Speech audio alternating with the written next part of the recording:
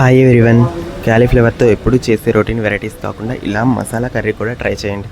నేను నెక్స్ట్ వీడియోలో మీకు క్యాలీఫ్లవర్ ఫ్రై కూడా చేసి పెడతానన్నమాట.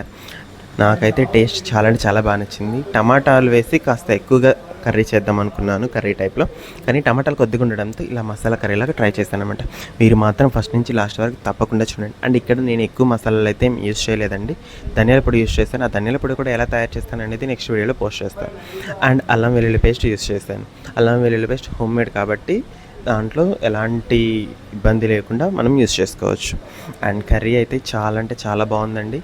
ఆఫ్టర్నూన్కి ఈవినింగ్కి కలిసేలాగా ఒకేసారి కాస్త ఎక్కువగా చేశానమాట. అండ్ ఇంకొకటి ఏంటంటే క్యాలీఫ్లవర్ని ఎక్కువగా బాయిల్ చేయకూడదు. ఎక్కువగా బాయిల్ చేస్తే అవి నుజ్జుగా విడిపోతాయి, అదొకటి. రెండోది ఏంటంటే క్యాలీఫ్లవర్ని మనం హాట్ వాటర్లో వేసి 5 to 10 minutes కాస్త ఉంచాలి అలానే. అప్పుడు ఏమైనా పురుగులు అలాంటివి ఉన్నా వెళ్ళిపోతాయి. మీరు తప్పకుండా ట్రై చేయండి, తప్పకుండా ఫాలో అవ్వండి. Thank you, bye bye.